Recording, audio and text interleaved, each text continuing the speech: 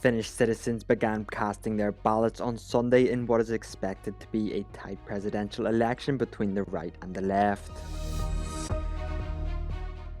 More European countries have followed the US's lead and suspended their funding of the UN Relief and Works Agency. A man was cleared of all charges after 33 years in prison for a triple homicide he did not commit.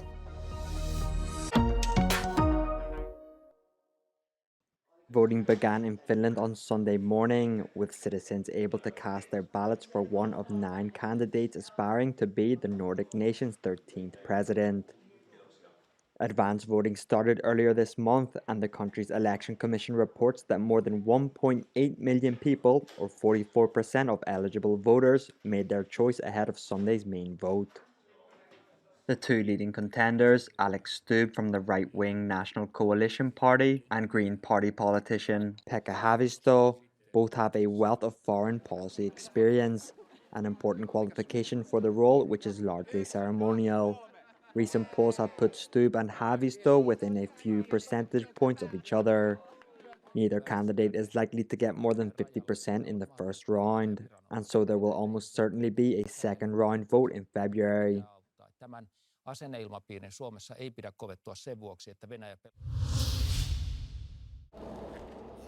More countries suspended their funding of the UN Relief and Works Agency. On Saturday, Britain, Germany, Italy, the Netherlands, Switzerland and Finland joined the USA, Australia and Canada. The funding is suspended until the investigation as to whether UNRWA workers assisted Hamas on the 7th of October concludes.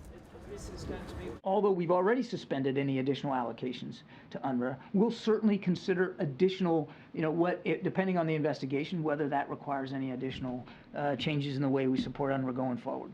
Meanwhile, the Secretary-General of the Palestine Liberation Organization, Hussein al-Sheikh, called on the countries to reverse their decision, saying it posed great political and humanitarian relief risks. Earlier this week, it was announced that the agency had fired at least 12 workers suspected in assisting Hamas to prepare the October 7th attack on Israel. UNRWA chief Philippe Lazzarini said if suspects were found guilty, they'd be subject to criminal prosecution.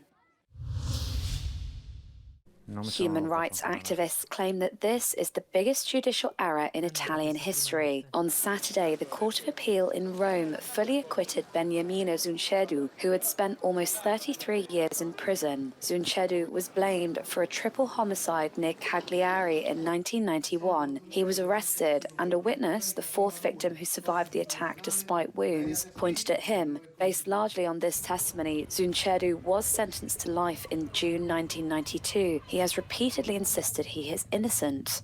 In 2022 came a turning point. The witness who had accused Zuncheddu admitted he had never seen his face. He claimed police had twisted his words. In November last year, the court suspended Zuncheddu's sentence, and on Saturday, the justice ultimately pronounced that he spent nearly 33 years in prison for nothing. It is not clear as to whether Zuncheddu will receive any compensation for being falsely convicted and imprisoned.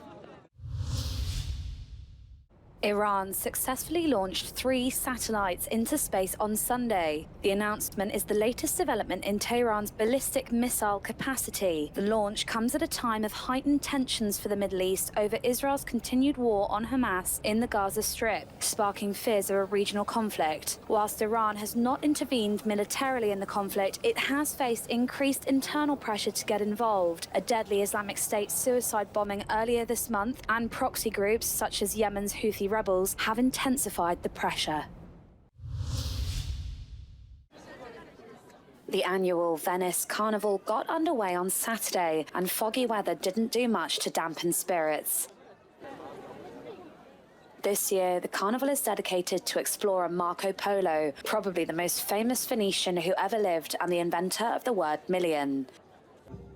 2024 marks 700 years since his death. His book, Of the Marvels of the World, describes how Europeans perceived the rest of the world during medieval times.